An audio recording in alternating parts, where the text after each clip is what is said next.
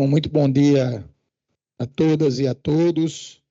Inicio fazendo os cumprimentos iniciais aos eminentes desembargadores, desembargador Paulo Vitor, desembargador José Severino Barbosa, desembargador Evanildo Coelho. Agradeço a colaboração de sempre. O desembargador Severino está compondo essa turma em substituição. Quero também aqui cumprimentar a doutora Leonora Marise, o doutor Luiz Sávio, pelo Ministério Público, os advogados e advogadas que estão aqui presencialmente e que participam da sessão por videoconferência, servidores da casa, policiais aqui presentes, enfim, todos que participam dessa sessão sejam muito bem-vindos. E assim eu declaro aberta e instalada a 23ª sessão ordinária da segunda turma da Câmara Regional. Nós temos em pauta hoje 167 processos. Submeto aos eminentes pares a ata da sessão anterior. Não havendo nenhum ajuste a ser feito, declaro homologada a referida ata. Eu vou logo anunciar aqui algumas retiradas de pauta, porque ocasionalmente, se algum advogado estiver presente, já adianta a vida dele, para ele cuidar de outras atividades e não ficar aqui aguardando essas declarações.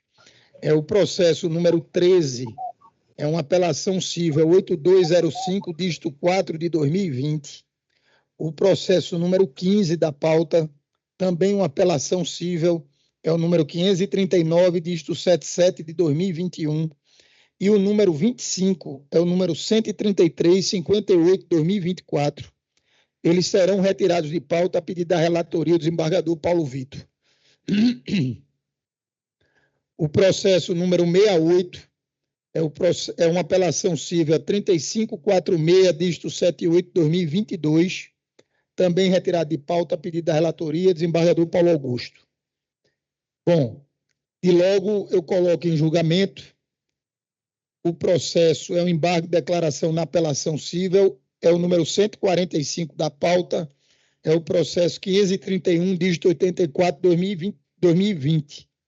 Nesse, a composição para julgamento sou eu, o desembargador José Severino Barbosa e o desembargador Evanildo Coelho.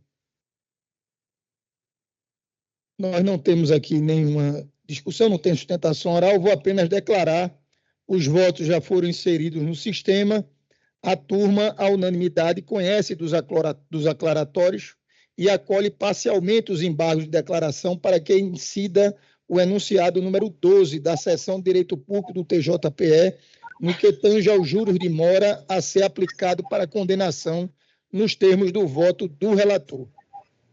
Bom, com isso, encerra a participação do desembargador Severino Barbosa. Fica à vontade, desembargador. Muito obrigado pela colaboração de sempre.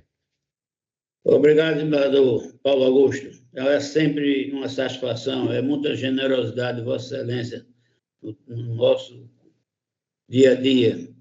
Eu vou pedir para sair da sessão, porque tenho outros afazeres, outras obrigações. Então, bom dia para todos, doutor Paulo Vitor, doutora Leonora, doutor Evanildo, para todos. Um abraço, desembargador. Bom dia, desembargador. Até mais. Bom dia. Tá. Bom, na sequência, vamos aos pedidos de sustentação oral, não é? Nós temos aqui o primeiro processo, é o número 134 da pauta, é um HC, é o HC 14906, dígito 39 de 2025. Eu sou o relator, o advogado solicitante é o doutor Eduardo Marques da Trindade, parte que representa o senhor Sérgio José Matos Soares, é o paciente. Já estou vendo aqui o doutor Eduardo. Vossa Excelência nos ouve bem, doutor Eduardo? Sim, Excelência, perfeitamente. Não sei se tem como o senhor aumentar o seu áudio, está um pouco baixo aqui. Me escuta melhor agora, Excelência? O senhor vai ter que falar um pouquinho mais alto, viu? Mas a gente escuta, porque não sei se é a transmissão também de onde o senhor está, que está um pouquinho distorcida. Eu escuto Vossas Excelências de forma perfeita. Nesse tom de voz, conseguem me escutar? Sim, assim fica bem. Vou me esforçar a falar nesse tom. Peço que Vossa Excelência pergunte inicialmente, Vossa Excelência, se dispensa a leitura do relatório. Sim, Excelência, dispenso. Peço que Vossa Excelência decline seu nome completo, número da ordem, parte que representa, para efeitos taquigráficos, pode dar início à sua sustentação oral. Só uma dúvida, o prazo regimental é 10 ou 15 minutos, Excelência? 10 minutos. 10 minutos. 10 minutos, pois não. Eduardo Marques da Trindade, OAB-PE 16427, represento o paciente Sérgio José Matos de Soares. Excelentíssimo senhor desembargador Paulo Augusto, excelentíssimo senhor desembargador Paulo Vitor, excelentíssimo senhor desembargador Evanildo Coelho, excelentíssima senhora procuradora, doutora Leonora Rodrigues, serventuários, meus colegas advogados. Trata-se a hipótese de impetração de uma ordem de habeas corpus visando o trancamento da ação penal em relação especificamente a esse paciente, Sérgio José Matos de Soares, que é funcionário do DETRAN. E o porquê? A defesa não desconhece das dificuldades de trancamento de uma ação penal em sede de habeas corpus, tem conhecimento de que é uma via muito estreita e de que só em casos excepcionalíssimos é que se é possível obter esse trancamento na via eleita. E, de fato, salvo o melhor juízo de Vossas Excelências, é exatamente a hipótese, porque a denúncia, com todo respeito ao nobre representante do Ministério Público da comarca de Surubim, que subscreveu a peça, ela é inepta. E por vários motivos. O artigo 41 é claro ao descrever que a denúncia ela deve narrar o fato com todas as suas circunstâncias. E isso está ali no Código não à toa, mas para que o réu possa se defender de forma ampla das acusações e da forma como a denúncia está posta, genérica, a não mais poder, com todas as vênias, essa defesa torna-se não só difícil, mas praticamente impossível de ser realizada. A denúncia, ela traz 4 fatos e 4 tipos penais, que são eles. O primeiro fato, ou a primeira acusação, organização criminosa. O segundo fato, estelionato. O terceiro fato, corrupção passiva privilegiada. Por que privilegiada? Porque no dizer da denúncia, abro aspas, a própria autoridade policial foi clara em seu relatório conclusivo que não foi possível comprovar exatamente o recebimento de vantagens indevidas por parte dessas pessoas. Essas pessoas seriam os servidores do DETRAN, dentre os quais o paciente e um outro servidor. E, por fim, o último fato que não diz respeito a essa acusação ao paciente, a lavagem de dinheiro, por óbvio. Se não há comprovação de recebimento, quanto mais de lavagem. Então, restariam 3 acusações em relação a esse paciente. Repetindo, organização criminosa, estelionato e corrupção passiva privilegiada. E o que é que diz essa denúncia em relação ao paciente para atraí-lo para o rol dos denunciados? Uma denúncia que tem 28 laudas, onde o nome dele está inserido no início com a sua qualificação e, ao final, com o pedido e a respectiva tipificação a qual me referi há pouco, mas acerca da matéria fática, traz a denúncia especificamente no que toca ao paciente. Na página 6, desde data não determinada, mas certamente durante o ano de 22, em diversos horários, na sede do DETRAN, localizado em tal endereço, Sérgio José de Matos, que é o paciente, e o Bruno, que é outro corréu, funcionário do DETRAN, na condição de funcionário público para fins penais, agindo com consciência e vontade, praticaram continuada e reiteradamente atos de ofício com infração de deveres funcionais, cedendo a pedidos e ou influência dos denunciados Edson Cazé, Antônio Jorge, Gustavo Vasconcelos, Paulo Ricardo de Almeida Ferreira e Sandra Severina. E, na página 15, outra referência específica de que foi juntado aos autos cópia dos processos correcionais do DETRAN relativos aos funcionários Bruno Santos e Sérgio José Matos, concluindo a apuração administrativa pela prática de infração de dever funcional por parte dos servidores, tendo ambos realizado os emplacamentos de veículos de forma irregular, com notas fiscais falsas, infringindo procedimentos do órgão, incorrendo em condutas de repercussão penal. Ora, senhores desembargadores, esses são os fatos narrados na denúncia em relação ao Ora Paciente, para atribuir-lhes conduta de participação em uma organização criminosa, em crime de estelionato e em crime de corrupção passiva. A denúncia, no entender da impetração, ela é inepta a não mais poder, porque não circunstanciou esses fatos, de modo a possibilitar que a defesa possa ser exercida de forma plena. A denúncia não diz qual ou quais veículos foram emplacados, se 1, se 2, se 5, se 10, pelo paciente. Quando isso teria ocorrido? Em que consistiu essas irregularidades?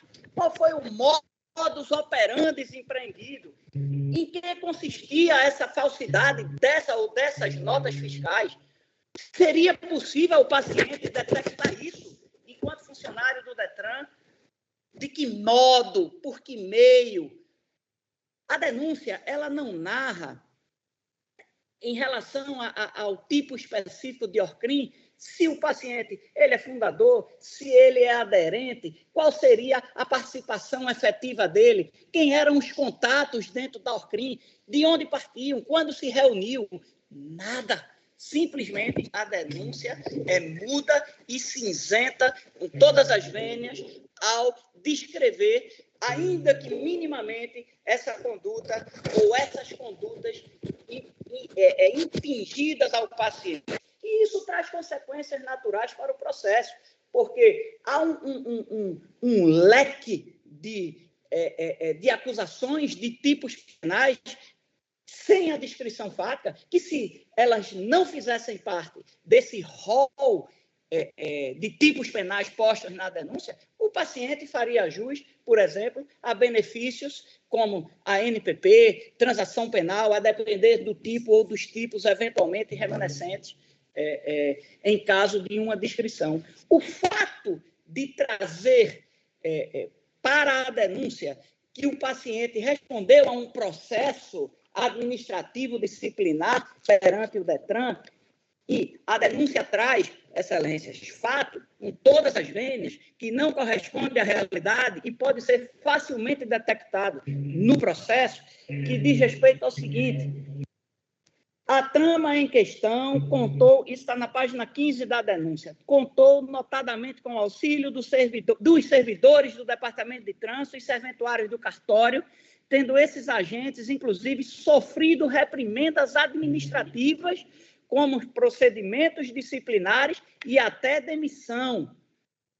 Ora, de logo se esclarece que o Ora Paciente não sofreu qualquer reprimenda, muito menos de demissão, continua trabalhando, exercendo as suas atividades regularmente perante o Detran do Shopping Plaza Casa Forte e muito menos respondeu a processo administrativo disciplinar. O que consta dos autos, apenas e tão somente, depois que o Detran recebeu um ofício do delegado então responsável pelas investigações do Cordeiro, onde tudo começou, e depois isso passou para a Delegacia de Crimes contra a Ordem Tributária, porque a suspeita inicial ou o mote de todo esse processo era a redução de tributos através de aquisição de veículos em nome de pessoas jurídicas e sendo vendido antes do período de 1 ano, e com isso havia a redução de um tributo, e a denúncia não traz qualquer acusação de sonegação fiscal, porque não há procedimento administrativo sequer transitado de julgado.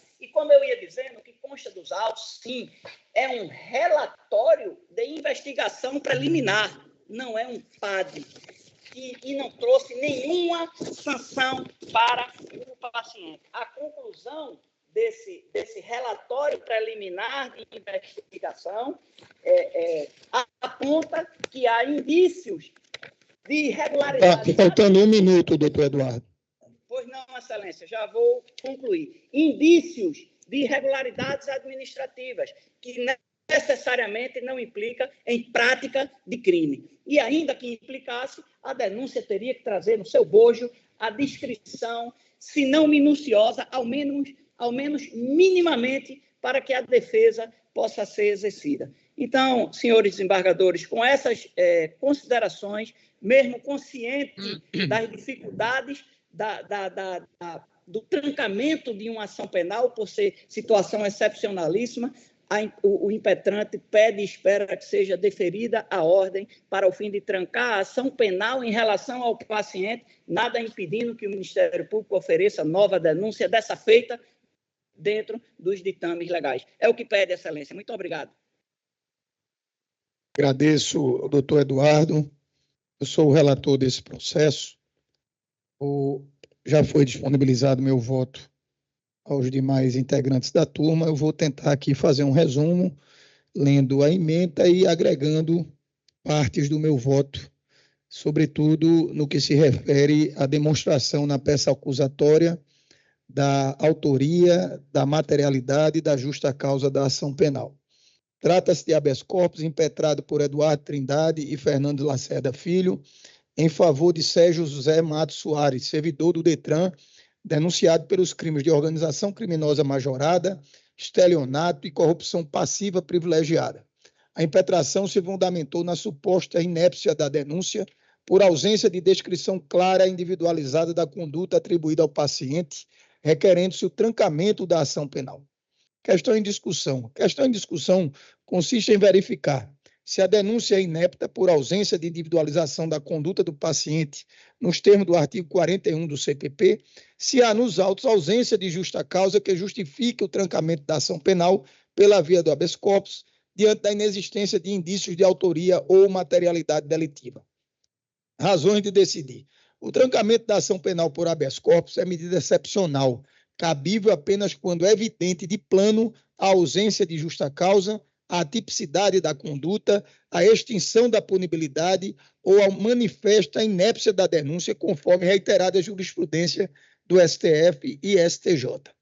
A denúncia presente, com 23 páginas, descreve de forma objetiva e clara a atuação do paciente no contexto de organização criminosa voltada à aquisição fraudulenta de veículos com uso de notas fiscais falsas, mencionando os períodos, local, sede do DETRAN, função pública exercida, coautores e circunstâncias de tempo, lugar e modo de execução. Assim, preenche os requisitos do artigo 41. No voto, eu faço observar e registro que, na qualidade de servidor do DETRAN, o paciente encontra-se diretamente vinculado aos atos de primeiro emplacamento de veículos, sendo identificado, juntamente com outro servidor, como responsável pela validação e inserção no sistema Renavan de dados referentes a veículos com notas fiscais falsas, conforme demonstrado na auditoria interna e nos processos correcionais administrativos juntados aos autos, conforme o inquérito policial de ID 192.805.5765, página 1, autos originários. A denúncia, amparada em documentos constantes dos autos, demonstra que o paciente, valente do acesso privilegiado e das atribuições do cargo, realizava emplacamento com base em documentação adulterada, viabilizando a prática dos crimes sob apuração. Tais condutas, além de infringir os protocolos institucionais, integravam o modus operandi da fraude estruturada por organização criminosa, evidenciando a atuação dolosa e coordenada com os demais envolvidos. Dessa forma, a denúncia individualiza a conduta do paciente e a vincula diretamente aos fins ilícitos do grupo, apresentando um lastro probatório mínimo que legitima a acusação e afasta a alegação de ausência de justa causa. Estão atendidos os requisitos do artigo 41, com exposição clara dos fatos, das circunstâncias, da autoria e da materialidade delitiva. Inexiste, assim, qualquer vício que autorize o trancamento da ação penal com fundamento no artigo 648, inciso 1 do CPP. Os elementos escolhidos evidenciam a prática de infrações penais, legitimando o prosseguimento da ação, assegurando ao paciente o pleno exercício do contraditório e da ampla defesa. Nesse sentido, eminentes pares, o meu voto é no sentido de denegar a ordem de habeas corpus. Como voto ao desembargador Paulo Vitor.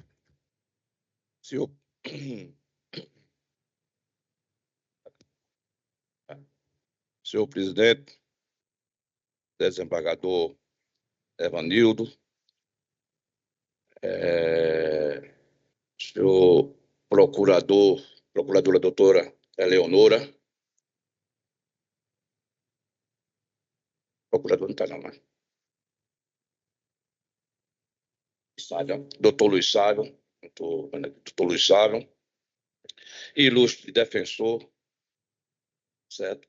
Senhor presidente, o voto de Vossa Excelência foi bastante explicativo, foi claro.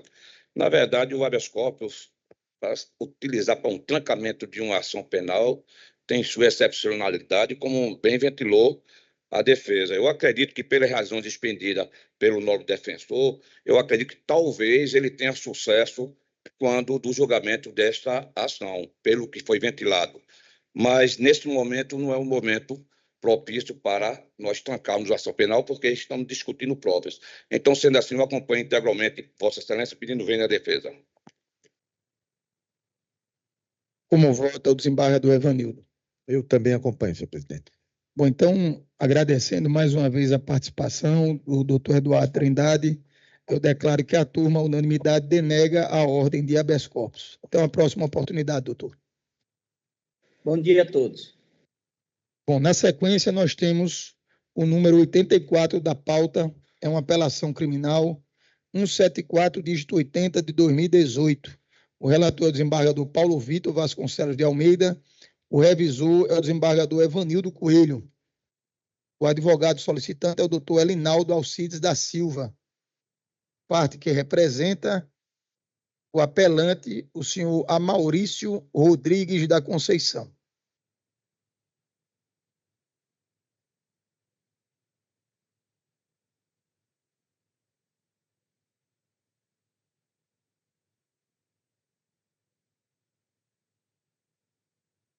Seja muito bem-vindo, doutor Elinaldo. Vossa Excelência dispensa a leitura do relatório? Sim, Excelência. Peço que decline o seu nome completo, número da ordem, parte que representa, para efeitos taquigráficos, e pode dar início à sua sustentação oral. Elinaldo Alcides da Silva, OAB 42953, OAB-PE. Representando a Maurício Rodrigues da Conceição. Uma apelação aqui, julgada pelo egrégio tribunal. Gostaria, primeiramente, de cumprimentar a colega da Câmara, o senhor desembargador presidente, o senhor desembargador revisor, doutor Evanildo Coelho, desembargador relator, doutor Paulo Vitor, a representante, a procuradora, os serventuários aqui do tribunal, Polícia Militar, os colegas aqui presentes, e venho aqui discorrer um pouco sobre essa apelação, onde requer uma anulação do Tribunal do Júri, aonde fora condenado o senhor Maurício, apenas pelo fato de ouvir dizer. A gente hoje discute aqui, Excelência, a falta de provas para poder haver essa condenação, a decisão do plenário do júri, onde decidiu contrário às provas dos autos, como bem já dito e discorrido na apelação descrita. A gente, por diversas vezes, demonstrou a falta de prova, demonstrou que a decisão, por maioria, do Tribunal do Júri foi decidida apenas no relato de ouvir dizer de uma única testemunha. Por isso mesmo, a defesa entende que deverá ser anulado tal julgamento, ser pleiteado uma nova sessão do júri para que se discuta baseado em provas e não apenas em um ouvir dizer, que hoje já é rechaçado pelas cortes superiores, que sequer pode ser aceito como prova um fato de uma testemunha dizer que ouviu dizer que o mesmo tenha qualquer participação no crime. Sendo assim, Excelência, já discorrido sobre isso, a defesa também vem aqui relatar e requerer, caso Vossas Excelências não entendam pela anulação do júri, que Vossas Excelências se atentem simplesmente ao puro fato de que o mesmo for acusado de partícipe e teve uma pena totalmente exacerbada, uma pena até superior à pessoa a qual for acusada como executor. Houve também, na hora da aplicação da pena, o magistrado que presidiu esse tribunal do júri, ele trouxe aqui, eu acho que se confundiu, situações que acabaram majorando a pena que inexiste. Diante de mais, quando afastou a pena base do mínimo legal, ele já, de pronto, ele relatou que o mesmo possuía antecedentes, quanto o mesmo não possuía nenhum antecedente. Trouxe ao caso, aqui presente também, na hora da aplicação da pena, algumas majorantes inexistentes, quando ele relata que o mesmo participava de uma questão onde o mesmo fazia parte de uma quadrilha de execução, quando a gente também prova nos autos que não tem qualquer prova contra isso. Além do mais, a excelência esqueceu, na hora de aplicação da pena, o mesmo deixou de aplicar atenuante do mesmo ser menor de 21. A pena base foi exacerbada de maneira ilegal, não trouxe qualquer base legal, qualquer fundamentação a qual justificasse a pena base. Além do mais, o aumento de pena por ele aplicada também não trouxe qualquer fundamentação. Então, excelência, a gente pede aqui na tese principal em que seja aplicado, na tese principal, seja anulado essa sessão do júri para uma nova sessão do júri, uma vez que o júri foi totalmente contrário à prova dos autos, porque nos autos sequer tem alguma prova de que o mesmo tenha participado de qualquer forma ou maneira desse crime. Apenas há, durante o inquérito policial, uma testemunha que diz que ouviu dizer que o mesmo participou, mas que em juízo o mesmo modificou seu próprio testemunho. E, mesmo assim, sem qualquer prova legal, os jurados entenderam pela condenação do mesmo. Na tese subsequente, a segunda tese, seria a redução da pena por falta de fundamentação do magistrado quando aplicou a pena base acima do mínimo e as majorantes que ele não fundamentou de maneira alguma, e aplicação também da atenuante do artigo 65, inciso 1º, a qual requer que o mesmo era menor de 21, como também a modificação do regime inicial para o semiaberto. É assim, excelência, que a defesa vem aqui e pleiteia perante Vossa Excelência que seja julgado essa apelação. Agradeço ao doutor Erinaldo, passo ao relator, desembargador Paulo Vitor.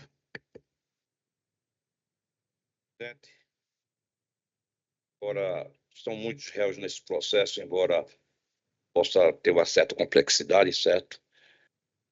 Antes, quero cumprimentar o desembargador Evanildo, a procuradora doutora Leonora, doutor Sávio e o nobre defensor aqui presente.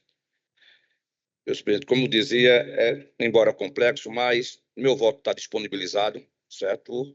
No voto está sendo rebatido todos os tópicos da defesa, certo? E eu estou adiantando, denegando, mas visualizando que tem uma divergência nos votos aqui com os demais membros, mas não tocando apenas a dosimetria, mas eu me permito ler a ementa, certo? Fazer um resumo da ementa. A apelação criminal interposta por Edgelson Ribeiro Guimarães, Daniela Bianca Santos de Messias, a Maurício Rodrigues da Conceição e Humberto Davi Messias de Ribeiro Guimarães, contra a sentença do Tribunal do Júri da Capital, que os condenou pela prática de homicídio qualificado por motivo torpe e mediante recurso que dificultou a defesa da vida, no contexto de atuação típica de grupo de extermínio, com penas fixadas de 27 anos de reclusão para Edgelson e 24 anos para os demais. O feito foi desaforado da comarca de Lagoa de Guarda e submetido ao Tribunal do Júri. Posteriormente, Humberto Davi desistiu formalmente do recurso. Questão em discussão. Há 4 questões em discussão. Verificar se a decisão do Conselho de Sentença foi manifestamente contrária à prova dos autos, analisar a possibilidade de afastamento das qualificadoras do homicídio, avaliar a legalidade da aplicação da causa de aumento do parágrafo 6º do artigo 121 do Código Penal e revisar a dosimetria das penas impostas aos apelantes. A desistência do recurso. Razões de decidir. A desistência do recurso por parte de Humberto Davi Messias de Ribeiro Guimarães é expressa, voluntária e inequívoca nos termos do artigo 150, inciso 5º do Regimento Interno do Tribunal de Justiça de Pernambuco, razão pela qual deve ser homologada. A decisão do Conselho de Sentença encontra respaldo em elementos concretos dos autos, incluindo depoimento e provas que indicam a autoria da participação de Edgelson, Daniela e Maurício na empreitada homicida, sendo incabível a anulação do julgamento por suposta contrariedade à prova. A soberania do veredito do Tribunal do Júri impede reexame da decisão popular, quando esta se encontra fundada em provas regularmente produzidas e apreciadas em plenário. As qualificadoras do motivo torpe e recurso que dificultou a defesa da vítima foram corretamente reconhecidas pelo Conselho de Sentença, com quesitação específica e utilizada exclusivamente para qualificar o tipo penal, sem violação ao princípio do no bis idem. A causa de aumento prevista no artigo 121, parágrafo 6º do Código Penal foi aplicada de forma proporcional, com base em planejamento, divisão de tarefas e atuação organizada do grupo de extermínio, legitimando a majoração de 1/2 das penas. A dosimetria das penas observou os critérios legais do artigo 59 e 68 do Código Penal, com individualização fundamentada em relação à culpabilidade, às circunstâncias e às consequências do crime. A majoração da pena em 1/6 por vetoriais desfavoráveis é compatível com a jurisprudência do STJ. A atuação dos apelantes foi essencial à prática do homicídio. Edgelson como autor intelectual, Daniela como responsável pela logística e fornecimento de informações e Maurício como condutor da motocicleta usada na execução, o que configura coautoria funcional. Então, senhor presidente, diante deste fato, meu voto está negando provimento às apelações interpostas por Edgelson Ribeiro Guimarães, Daniela Bianca Santos de Messias e Maurício Rodrigues da Conceição, e homologando a desistência do recurso interposto por Humberto Davi Messias de Ribeiro Guimarães. É como voto, senhor presidente. Obrigado, desembargador Paulo Vitor. Passo ao revisor, desembargador Evanildo Poedo. Muito obrigado, senhor presidente. E primeira palavra aqui, eu quero externar o meu bom dia a Vossa Excelência, ao desembargador Paulo Victor, aos procuradores Luiz Sávio e Eleonora, aos serventuários, colaboradores, força pública, às suas excelências, as doutoras e doutores advogados que nos assistem e acompanham e participam desta sessão, aos nossos queridos assessores Vieira e Monteiro, doutores Vieira e Monteiro, a nossa chefe aí que coordena, né, nossa secretária Simone, e pedindo vênia, senhor presidente, aqui só para fazer um breve resumo da minha divergência, que foi apenas parcial, e com referência a 2 dos réus. Houve aí uma sentença condenatória proferida pela 4ª Vara do Tribunal do Júri, onde foram impostas as penas de 27 anos de reclusão para Edgelson e de 24 anos para os demais agentes. No caso, a Daniela, o Humberto e o Maurício. O cumprimento da pena e o regime foi fixado no fechado, prática do crime tipificado no artigo 121, parágrafo 2º, 1 e 4 e parágrafo 6º do Código Penal, tratando-se de um homicídio qualificado por motivo torpe, mediante recurso que dificultou a defesa da vítima, e praticado em contexto de atividade típica de grupo de extermínio. O excelentíssimo senhor relator, desembargador Paulo Vitor, após minuciosa análise dos autos, negou o provimento às apelações, mantendo integralmente a sentença condenatória, como acabamos de ver na leitura resumida do seu voto. Registro inicialmente a elevada qualidade técnica e a densidade argumentativa, senhor presidente, do voto proferido pelo eminente desembargador Paulo Vitor, que bem enfrentou as teses defensivas deduzidas. A fundamentação lançada, por certo, evidencia criteriosa análise do conjunto fático probatório em harmonia com a jurisprudência consolidada desta Corte e de tribunais superiores, conferindo segurança jurídica e racionalidade do julgamento. Todavia, peço vênia ao eminente relator para divergir única e tão somente no tocante à reprovação da culpabilidade em relação aos recorrentes a Maurício e Daniela. Com referência a Maurício, entendeu o eminente relator que a culpabilidade foi valorada negativamente em razão de sua atuação direta e essencial no apoio à execução, revelando adesão consciente ao núcleo executor.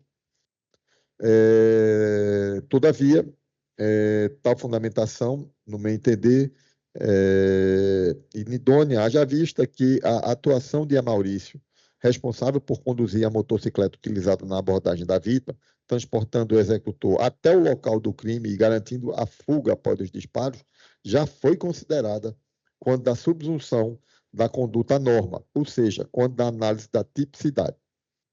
A atuação direta e essencial e a adesão consciente ao núcleo executor dizem respeito ao dolo, sendo, portanto, inerente ao tipo. Essas mesmas considerações devem ser feitas em relação a Daniela, uma vez que o eminente relator compreendeu que a culpabilidade, aspas, foi considerada acentuada em razão da atuação consciente deliberada da ré no fornecimento de informações estratégicas, o que denota elevado grau de adesão subjetiva ao plano criminoso e plena compreensão da letalidade do resultado pretendido, fecha aspas, circunstâncias que não ultrapassam, no meu entender, as elementares do tipo. Então, com essas considerações, senhor presidente, pedindo todas as vendas aqui ao eminente relator e, mais uma vez, repetindo que a minha divergência é tão somente com referência a essa questão de culpabilidade, entendo por afastar a reprovação da culpabilidade em relação aos apelantes a Maurício e Daniela. E, sendo feita por mim o decote e a conferência da dosimetria, eu tornei a pena definitiva dos dois em 22 anos de reclusão. É assim como me manifesto, senhor presidente. Muito obrigado. Obrigado, desembargador Evanildo. Então, a discordância, a divergência se restringe à dosimetria da pena apenas quanto ao aspecto da circunstância da culpabilidade, o que, no voto de Vossa Excelência, aponta para a redução da pena dos apelantes a Maurício e Daniela. Eu quero inicialmente parabenizar aqui a defesa pela objetividade da sua sustentação oral.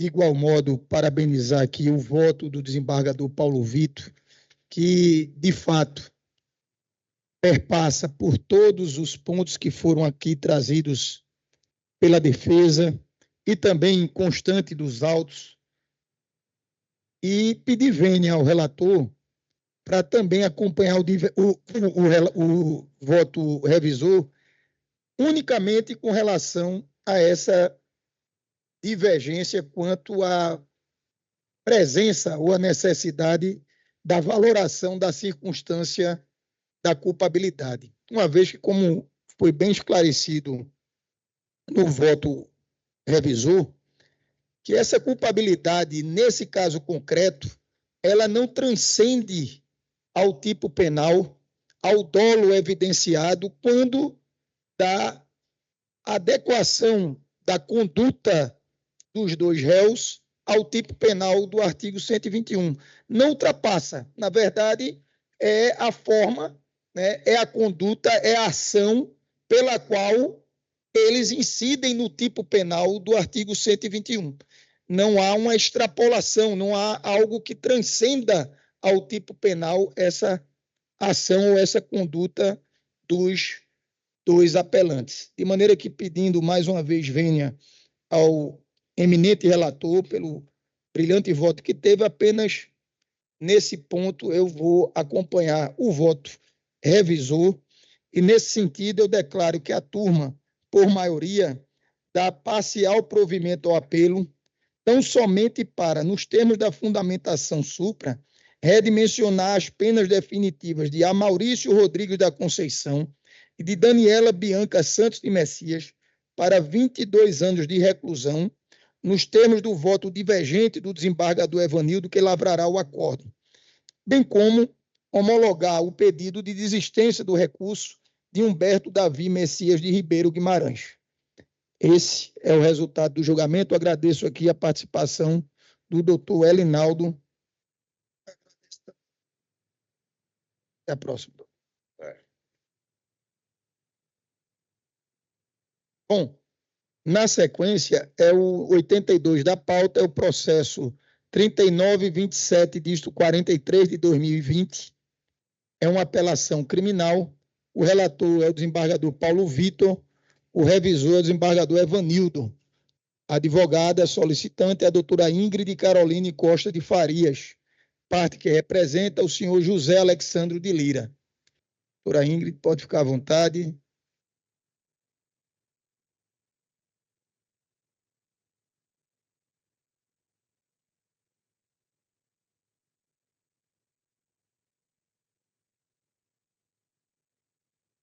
Seja bem-vinda, doutora Ingrid. Vossa Excelência dispensa a leitura do relatório.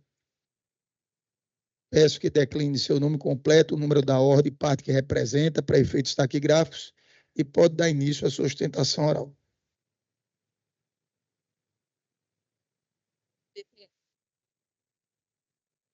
Apresento o paciente apelante, José Alexandro de Lira.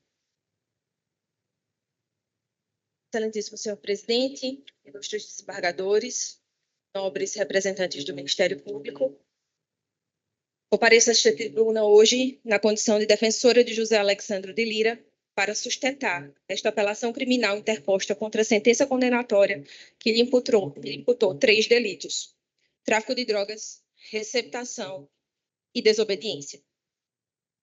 Do tráfico de drogas. O apelante foi preso com aproximadamente 190 gramas de cocaína. Contudo, não havia balança, dinheiro trocado, anotações, droga fracionada, celulares com registros suspeitos ou qualquer elemento típico da comercialização de drogas. Não havia sequer um usuário, uma testemunha ou prova que apontasse a atividade de venda.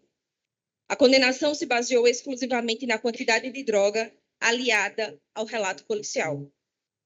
Se os policiais dizem que haviam 10 invólucros e uma balança, e o laudo diz que havia uma única embalagem, sem qualquer acessório, onde estão os demais objetos? Estes objetos não existem. A prova técnica não confirma a versão da acusação. Isso evidencia uma grave contradição entre o relato policial e a realidade documental dos autos. A droga não estava embalada para venda, não haviam porções fracionadas, nem anotações, nem dinheiro, nem qualquer outro indício externo de mercância. Ora, se a substância não estava fracionada, se não haviam instrumentos típicos de venda, e se os próprios policiais afirmam uma versão que não se confirma no laudo, o que temos, excelências, é uma dúvida razoável. É uma versão coerente do réu, que admitiu uso pessoal e negou o comércio desde o início. Portanto, não há sustentação técnica para manter a condenação por tráfico e requer-se, por isso, a desclassificação para o artigo 28 da Lei de Drogas, com eventual aplicação de medida educativa e tratamento, se necessário. O apelante possui residência fixa, atividade laboral lícita e declarou seu usuário, ou seja, ausentes os indícios de tráfico, presente a dúvida, e na dúvida aplica-se o princípio in dubio pro réu. Dessa forma, requer-se a desclassificação para o artigo 28 da Lei de Drogas, e caso não seja esse o entendimento de vossas excelências, subsidiariamente, a aplicação da minorante do parágrafo 4º do artigo 33, com redução da pena e possibilidade de substituição por medidas restritivas de direito. Com relação à receptação, foi encontrado com o apelante um celular com registro de furto, porém, não se comprovou o dolo, ou seja, a ciência de que o bem era produto de crime. José Alexandro afirmou ter adquirido o celular sem saber da origem ilícita, e essa versão não foi contraditada por nenhuma prova. Sem investigação, sem rastreio de compra e sem vínculo com o crime anterior, a presunção de má-fé é frágil e, dessa forma, requer-se a absolvição pela ausência de provas quanto ao elemento subjetivo essencial à configuração da receptação. Com relação à desobediência, a suposta desobediência ocorreu durante a abordagem. Não houve resistência ativa, violência ou qualquer comportamento que justificasse a imputação penal. A ordem policial não foi desrespeitada com dolo. A recusa inicial em um contexto de abordagem intensa não configura desobediência penalmente relevante conforme o entendimento pacífico do STJ. Assim, a defesa pugna pela absolvição também nesse ponto, por atipicidade da conduta. Diante de todo o exposto, a defesa requer a este egrégio tribunal a absolvição pelos crimes de receptação e desobediência e a desclassificação de tráfico para o artigo 28 da Lei 11.343 de 2006, ou, subsidiariamente, a redução da pena com aplicação do parágrafo 4º do artigo 33, com regime menos gravoso e possibilidade de substituição da pena. Vale lembrar que, para se iniciar uma ação, bastam indícios, mas para se condenar, são necessárias provas robustas e incontestes, que não há nos presentes autos. Esta Corte tem compromisso com a justiça, com o princípio da legalidade e com a proporcionalidade das penas. E, neste caso, os autos não sustentam a condenação imposta na origem. A defesa confia no senso de justiça e equilíbrio de vossas excelências. E agradeço. Agradeço a doutora Ingrid e passo ao relator, o desembargador Paulo Vitor. Senhor presidente, desembargador Evanildo Coelho, os nobres procuradores, a doutora Eleonora e doutor Sávio, a ilustre advogada. Senhor presidente, o meu voto já está disponibilizado e eu adianto que eu estou dando provimento parcial ao apelo, certo? Me permita fazer uma leitura sucinta aqui da ementa, e nela, como no voto, rebate todas, analisa todas os argumentos trazidos pela defesa. Diz o seguinte: a apelação criminal interposta por José Alexandre Lira contra a sentença da terceira vara criminal da comarca de Caruaru, que o condenou pela prática dos crimes de tráfico de droga, receptação e desobediência. A prisão em flagrante ocorreu em 27 de 12 de 2020, quando o apelante foi encontrado com aproximadamente 190 gramas de cocaína, balança de precisão, embalagens plásticas, maquineta de cartão, celular com restrição de furto, roubo e uma quantia em dinheiro, tendo ainda tentado fugir da abordagem policial. A sentença fixou uma pena total de 15 anos, 2 meses e 20 dias de reclusão, mais 3 meses e 6 dias de detenção e 1.290 dias multas em regime fechado. A questão em discussão, há 4 questões. Definir se há prova suficiente para a manutenção das condenações pelos crimes de tráfico e receptação, ou se é caso de absolvição ou desclassificação. Estabelecer se é aplicável a causa de diminuição prevista no parágrafo 33, que é o parágrafo 4º, no artigo 33, parágrafo 4º da Lei de Drogas, que é o tráfico privilegiado. E terceiro, determinar se as penas básicas foram corretamente fixadas e se houve bis in idem na dosimetria. Verificar a adequação da aplicação da agravante da calamidade pública. A condenação, por uma razão de decidir, a condenação por tráfico de drogas é mantida com base na quantidade significativa da droga, 190 gramas de cocaína, na apreensão de objetos típicos do comércio ilícito e nos depoimentos firmes e coerentes dos policiais prestados em juízo, que corroboram a autoria e a finalidade mercantil da conduta. A tese de desclassificação para porte de droga para uso próprio foi afastada por ausência de provas em sentido contrário, sendo a versão defensiva isolada e dissociada do conjunto probatório. A causa de diminuição do artigo 33, parágrafo 4º da Lei de Drogas, tráfico privilegiado, foi corretamente afastada, tendo em vista a reincidência específica do réu e o fato de que estava cumprindo pena por tráfico à época dos fatos, o que indica dedicação à atividade criminosa. A pena base do crime de tráfico foi readequada readequado ao mínimo legal, por reconhecer bis idem na valoração da conduta social, já considerada a agravante da reincidência, e por ausência de circunstância extraordinária nas condições do crime que justificasse a exasperação. A pena do crime de receptação também foi reduzida, pelas mesmas razões. A pena do crime de desobediência foi igualmente diminuída, afastando-se a valoração negativa da conduta social e das circunstâncias do crime, por carecerem de respaldo probatório ou extrapolação do tipo penal. Em todos os delitos, afastou-se a aplicação da agravante da calamidade pública, por ausência de demonstração de que o réu se valeu da pandemia para facilitar a prática de crime, conforme exigido pela jurisprudência consolidada do STJ.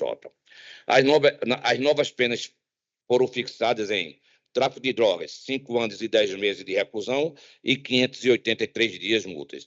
Receptação, 1 ano e 2 meses de reclusão e 12 dias multas. E a desobediência, 17 dias de detenção e 12 dias multas. Razão pela qual as penas privativas de liberdade, que antes eram 15 anos, totalizaram agora 7 anos de reclusão e 17 dias de detenção, mais 607 dias multas, mantido o regime inicial fechado em razão da reincidência e ausência de vetores favoráveis. Então, senhor presidente, meu voto é dando parcial provimento à apelação interposta por José Alexandre de Lira, exclusivamente para reduzir a pena imposta pelos tráfico de droga, receptação e desobediência. É como voto, senhor presidente. Agradeço ao desembargador Paulo Vitor. Passo ao revisor, o desembargador Evanildo Coelho. Muito obrigado, senhor presidente. Após a leitura atenta do voto do eminente relator, do desembargador Paulo Vitor, e de concordar com o mesmo, com referência à matéria fática, apenas divergente, senhor presidente, no que diz respeito às penas, né? E meu voto também já está lançado, os senhores já tiveram acesso. Eu sigo também entendendo que há de se dar parcial provimento ao apelo, e mencionei as penas de tráfico de drogas, na hipótese que já foi analisada por mim e consta do meu voto, para 10 anos, 4 meses e 7 dias de reclusão. A pena de receptação ficou em um mês.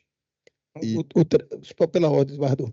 O tráfico ficou em 8 anos e 9 meses de reclusão, só o tráfico.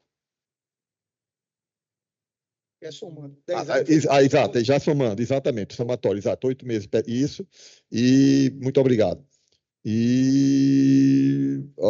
7 meses, e a última penalização, que foi a da desobediência, que ficou em 1 mês e 10 dias de detenção. Não, mas já foi o somatório. Somatório total, 10 anos, 4 meses e 7 dias de reclusão, mais 1 mês, 10 dias de detenção e 917 dias multas. Essa foi o meu redicionamento com referência às penas aplicadas ao apelante. Mas também sigo no sentido de dar parcial provimento ao apelo.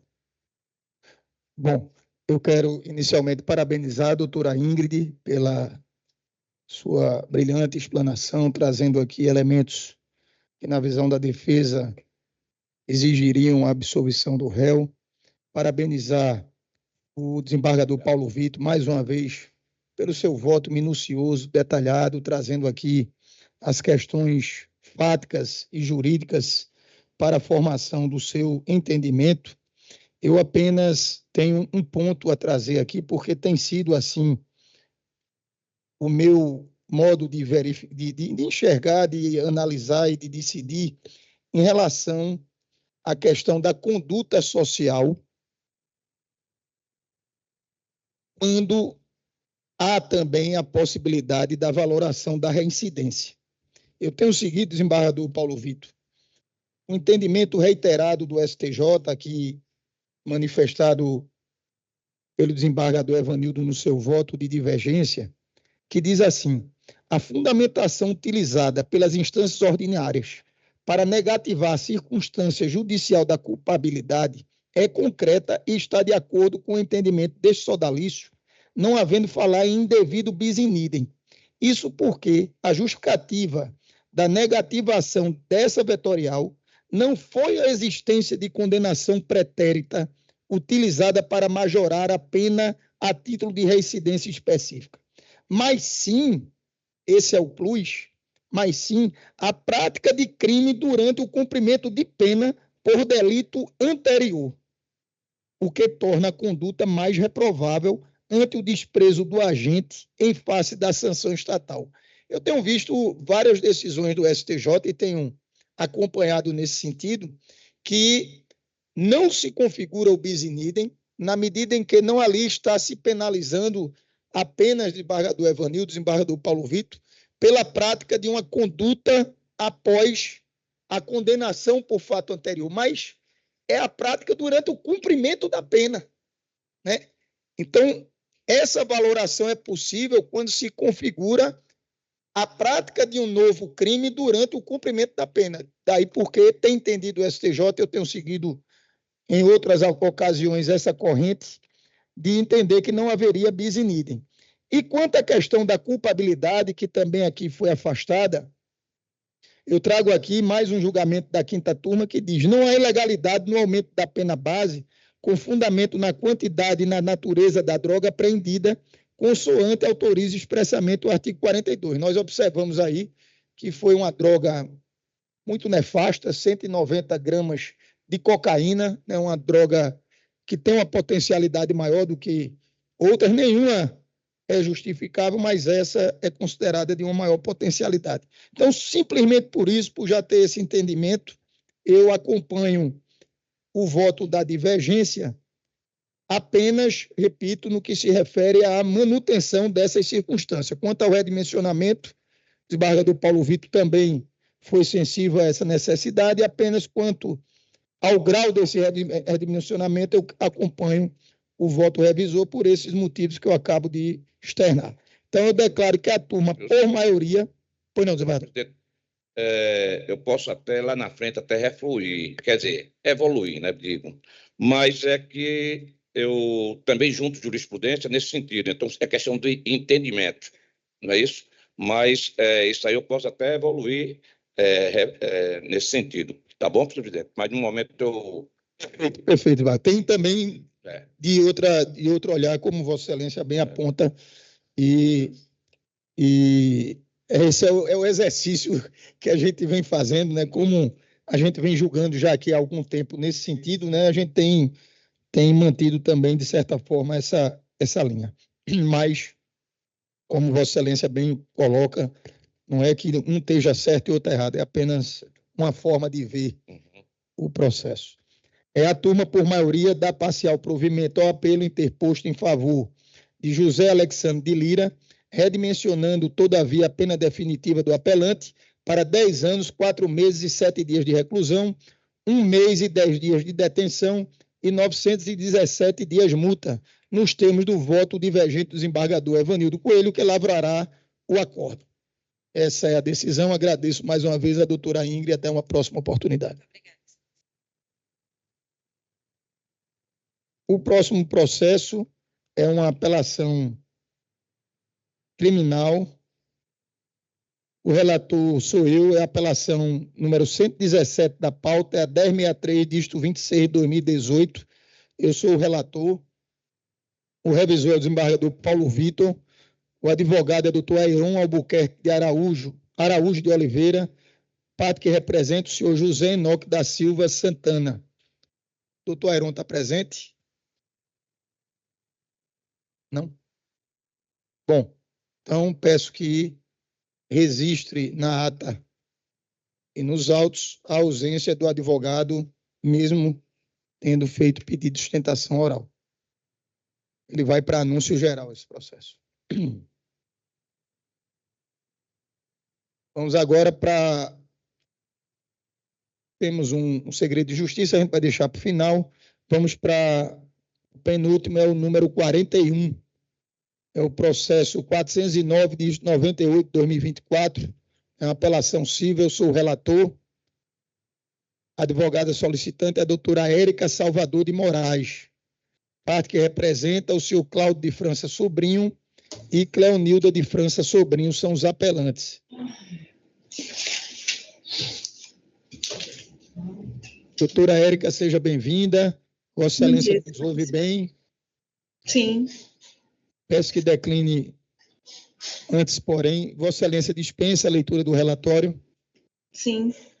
Peço que decline seu nome completo, número da ordem e parte que representa.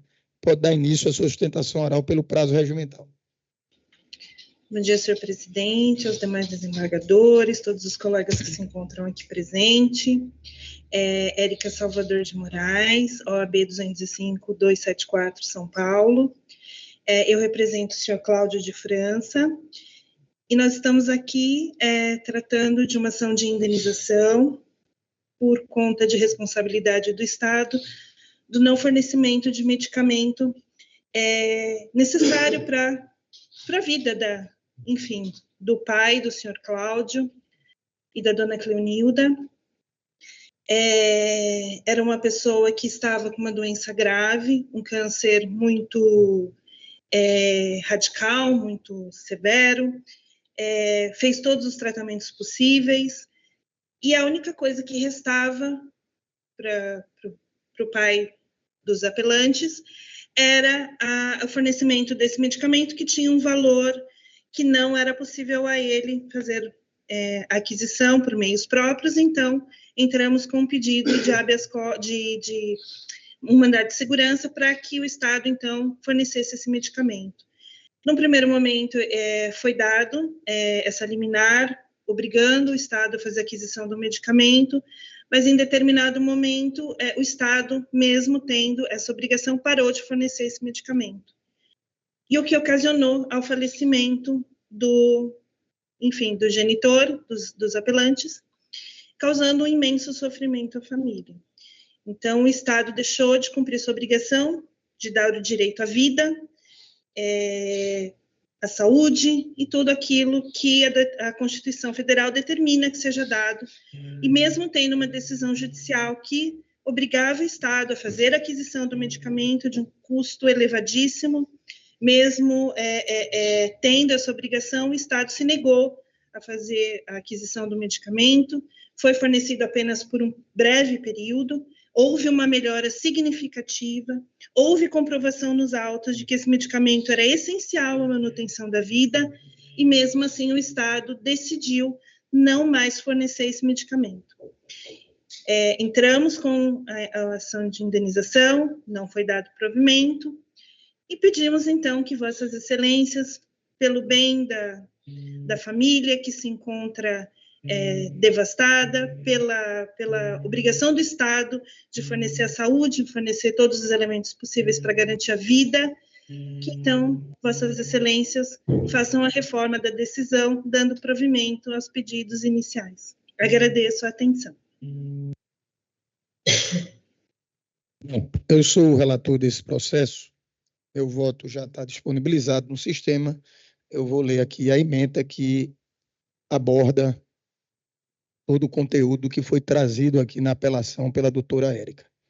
Trata-se de apelação interposta por Cláudio de França Sobrinho e Cleonilda de França Sobrinho contra a sentença que julgou improcedente a ação de indenização por danos morais movida contra o município de Belo Jardim e o estado de Pernambuco, em razão da omissão no fornecimento do medicamento Ibrutinib, essencial para o tratamento de linfoma de zona de manto, para o falecido pai dos apelantes, Cizenando José Sobrinho, o qual faleceu após interrupção do fornecimento do medicamento, mesmo com decisão judicial anterior garantindo o fornecimento contínuo. A questão em discussão consiste em saber se a responsabilidade pelo descumprimento da decisão liminar é do Estado de Pernambuco, se há direito à indenização por danos morais em razão da falha no fornecimento do medicamento e do consequente falecimento do paciente. Razões de decidir. A liminar concedida em outro processo determinava o fornecimento do medicamento Ibrutinib, essencial para o tratamento da doença grave do falecido, sendo responsabilidade exclusiva do Estado de Pernambuco garantir a sua distribuição pelo SUS. O município de Belo Jardim não possui responsabilidade sobre o fornecimento do medicamento, razão pela qual deve ser excluído da lida, até porque na decisão liminar a obrigação foi dada ao Estado. O Estado foi determinado o fornecimento desse medicamento. Continuo. A interrupção do fornecimento do medicamento, apesar de ordem judicial, configura ato ilícito por parte do Estado de Pernambuco, que contribuiu para o agravamento da condição de saúde do paciente, culminando no seu falecimento. Eu entendo que, se há uma decisão determinando o fornecimento do medicamento para uma doença gravíssima que é o câncer, esse medicamento é um medicamento quase que tradicional para amenizar aí a doença, para tentar dar uma sobrevida. E há um descumprimento, há uma responsabilidade direta daquele que tem a obrigação de fornecer. Assim, eu continuo. A omissão do Estado de Pernambuco gerou danos morais profundos aos apelantes, sendo necessário o pagamento de indenização para compensar o sofrimento psíquico e emocional pela perda do genitor. Foi pedido 100 mil por cada um dos autores, mas o valor adequado para a compensação dos danos morais deve ser de 50 mil, considerando a gravidade do caso e o princípio da razoabilidade. Nesses termos, eminentes pares, eu dou parcial provimento ao recurso para condenar o Estado de Pernambuco ao pagamento de 50 mil reais a título de danos morais. Esse é o meu voto. Como voto ao desembargador Paulo Vitor. De vista, eu tenho uns aspectos aqui que eu quero observar direito. Nesse processo, parece-me que teve uma liminar do Tribunal de Justiça. Não foi isso aí?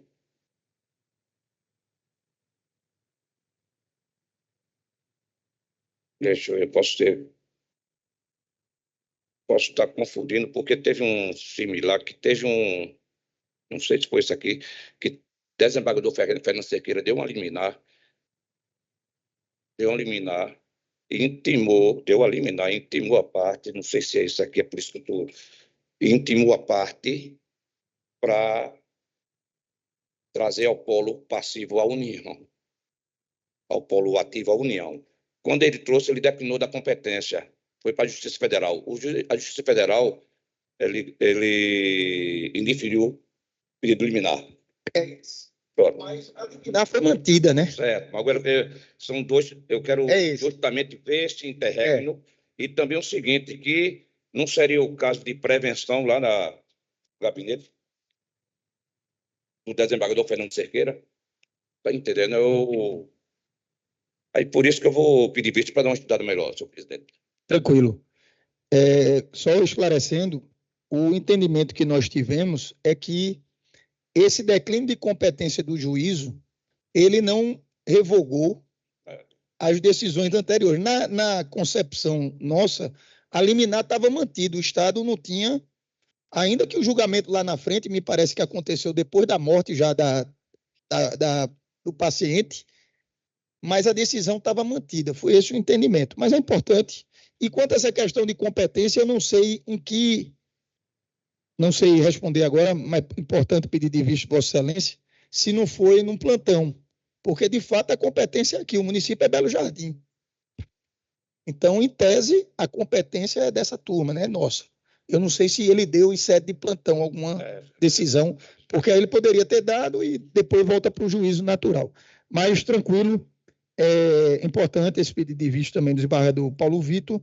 Eu declaro que após sustentação oral realizada pela advogada e voto do relator, pediu vista dos autos do desembargador Paulo Vitor. O desembargador Evanildo aguardará o voto do vistor. Senhor presidente, eu só tinha uma observação a ser feita, devido até o tempo desse processo e a urgência, se já na próxima sessão se poderia ser inserido, né? Porque a questão aí é só uma verificação de competência e, enfim, se havia essa possibilidade do desembargador em prol, até em homenagem aí ao princípio da celeridade. A realidade vai parir o possível. Muito obrigado. Era só isso, senhor presidente. Muito obrigado.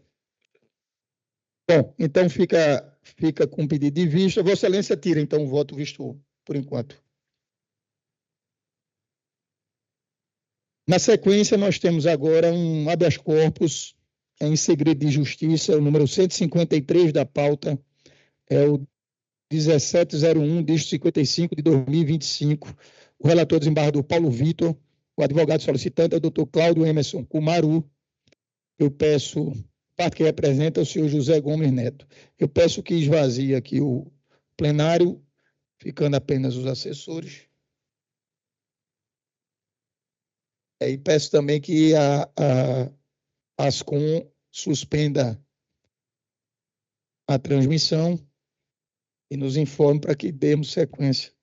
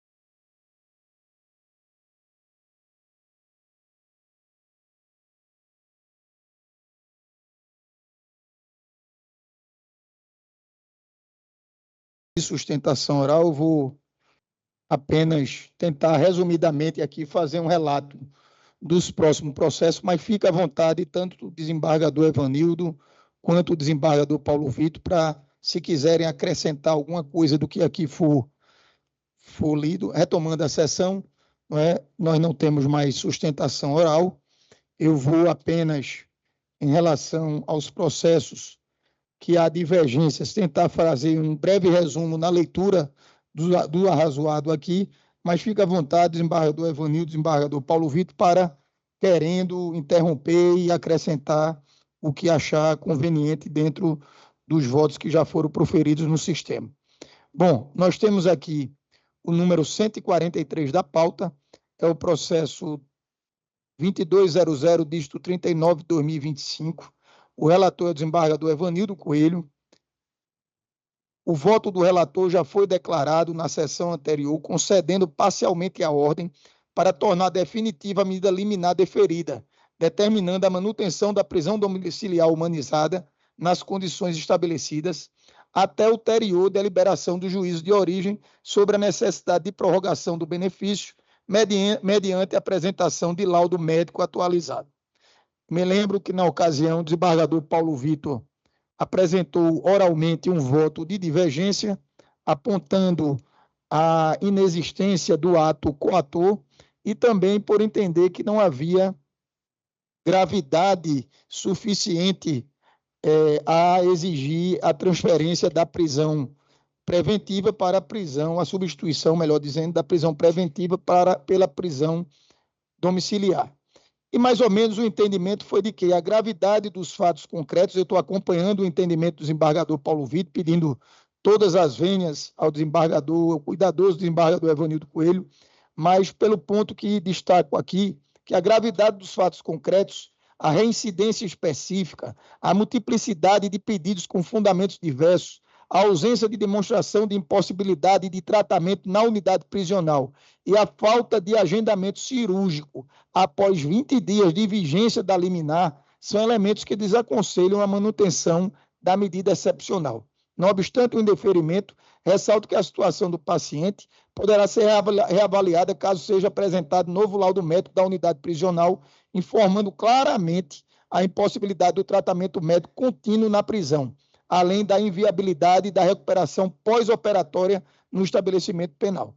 Diante de tais considerações, pedindo vênia para divergir, em consonância com o parecer da Procuradoria de Justiça, acompanho o voto divergente do desembargador Paulo Vitor e voto pela denegação da ordem de habeas corpus com a consequente cassação da liminar deferida. Por esse motivo, determina a expedição de mandado de prisão e que o paciente retorne imediatamente à unidade prisional para o cumprimento regular da sua pena, sem prejuízo do acompanhamento médico adequado mediante o sistema de escolta, quando necessário, nos termos do voto do vistor apresentado aqui pelo desembargador Paulo Augusto, que lavrará o acórdão. Ok? Ok, desembargador Evanildo? Na sequência, nós temos o processo número 147, é a apelação criminal número 602, dígito 31 de 2021. Eu sou o relator, o revisor é o desembargador Paulo Vitor. Foi apresentado aqui um voto divergente pelo desembargador Evanildo, que diz, ante o exposto com a vênia do eminente relator, voto pela declaração de perda superveniente do objeto no capítulo recursal referente à manutenção da prisão preventiva, com fundamento na decisão proferida no HC número 540, dígito 10 de 2025. Subsidiariamente, caso se entenda cabível nova apreciação do tema, reafirma a nulidade da decretação ex officio da custódia, sem prejuízo de posterior reavaliação pelo juízo de primeiro grau, mediante prévio requerimento do Ministério Público nos termos dos artigos 311 e 282, parágrafo 2º do processo penal. Bom, o voto divergente, ele foi vencido pela maioria da turma, que entende que, considerando que, em virtude do mencionado HC, ter sido expedido alvará de soltura em favor do apelante Diogo Cavalcante dos Santos, mas tendo em vista sua atual condição de foragido e a necessidade de assegurar a aplicação da lei penal, deve ser decretada novamente a prisão preventiva do referido réu, com fundamento no artigo 312, inciso 1 do Código de Processo Penal, determinando-se a expedição do competente mandado de prisão. A medida se justifica pela garantia da ordem pública e para assegurar a aplicação da lei penal, sendo imperiosa a localização e recaptura do condenado para que a sentença possa produzir seus regulares efeitos.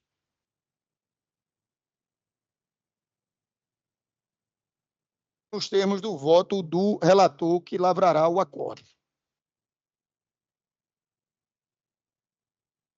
O HC número 149 é o 2460, dígito 19, 2025. O voto do relator, o desembargador Evanildo Coelho, é pela concessão parcial da ordem para revogar a prisão preventiva de José Igor da Silva, substituindo-a por medidas cautelares diversas da prisão prevista no artigo 319.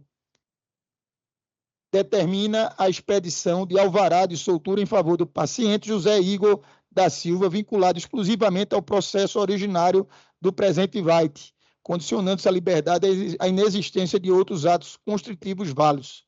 Os votos divergentes do desembargador Paulo Augusto, acompanhado pelo desembargador Paulo Vitor, é no sentido de denegação da ordem por entender que não há constrangimento ilegal a ser sanado. Então, nesses termos, a turma denega a ordem de habeas corpus por entender que não há constrangimento ilegal a ser sanado, nos termos do voto divergente do desembargador Paulo Augusto, que lavrará o acordo. Os outros dois já foram. 82 e 84 teve sustentação oral, já foram julgados. Bom, quanto aos demais processos da pauta, consideram-se todos julgados à unanimidade nos termos dos votos dos respectivos relatores.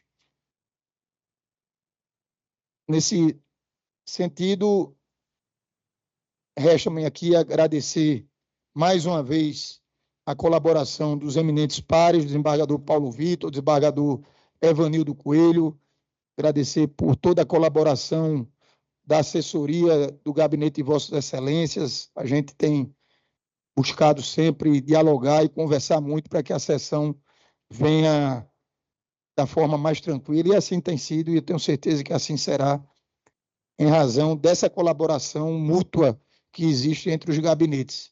Agradecer a toda a assessoria, aos serventuários, aos advogados que participaram da sessão, aos procuradores aqui, doutora Eleonora e doutor Luiz Sávio, a Simone, que secretaria a sessão, e dizer que teremos sessão na próxima quarta-feira, normal, né? Esse mês de agosto, lembrando que a última sessão, no dia 27 de agosto, será em Arco Verde. Eu já mencionei, desembargadora, procuradora Eleonora, ao doutor Eduardo Cajueira, que é o coordenador. Nós temos um projeto de câmara itinerante. Vamos iniciar com essa primeira sessão em Arco Verde, julgando processos daquela região. Não se limitará a uma sessão, nós vamos convidar os representantes da OAB, da Defensoria, do Ministério Público, os magistrados da região, para mostrar essa visão que a Câmara Regional tem, os estudantes da região que a Câmara Regional tem. Portanto, pedir ao doutor Eduardo que, na medida do possível, encaminhasse uma representação dos procuradores que atuam nessa Câmara para participar dessa sessão no dia 27. Fica aqui, mais uma vez, o registro. Pronto, de minha parte, era o que tinha a registrar, fica franqueada a palavra. Presidente, eu agradeço primeiramente a Deus por mais esse dia, né, esse momento. Endosso as palavras de Vossa Excelência e parabenizo mais vezes de desembargador Evanildo pela condução de trabalho, certo? Eu agradecer a todos os colaboradores, certo? E desejar a todos um bom dia, senhor presidente. Senhor presidente, muito obrigado pela palavra. Quero parabenizar Vossa Excelência pela condução dos trabalhos na sessão de hoje, como sempre, com muita fidalguia. Quero parabenizar também o desembargador Paulo Vitor pelos seus votos, pelas suas intervenções necessárias durante a sessão. Estender minha saudação aqui, mais uma vez, à doutora Eleonora, ao doutor Luiz Sávio, e agradecer também a participação do Ministério Público nesta sessão. aos colaboradores da Justiça, serventuários, aos nossos queridos assessores, Força Pública, aos advogados e advogadas que aqui se fizeram presentes. E só uma dúvida, senhor presidente. No dia 13 de agosto, salvo engano, será o aniversário do tribunal e me parece que é uma quarta-feira. Então, essa sessão do dia 13, ela vai ser designada para o dia 14, é isso? E Isso. vamos ter uma extraordinária. Estamos prevendo uma extraordinária dia 14 à tarde. À tarde. Ok. Então, era só isso mesmo. Por videoconferência, tá? Porque como é extraordinária, Tá bom. algum dos senhores já pode estar com outra agenda Tá bom. e a gente... Então, Mas se for preciso, Certo. presencialmente... Ok. então, muito obrigado pela palavra e desejo a todos uma boa continuidade de semana. Bem, senhor presidente, senhores desembargadores, agradeço mais uma vez a acolhida e a oportunidade de participar dos trabalhos dessa Câmara, como sempre, muito objetiva e com um aprendizado. E desejar a todos um bom dia de trabalho. Bom, não havendo mais nenhuma manifestação, agradeço a participação e declaro encerrada a sessão até a próxima semana, se Deus permitir.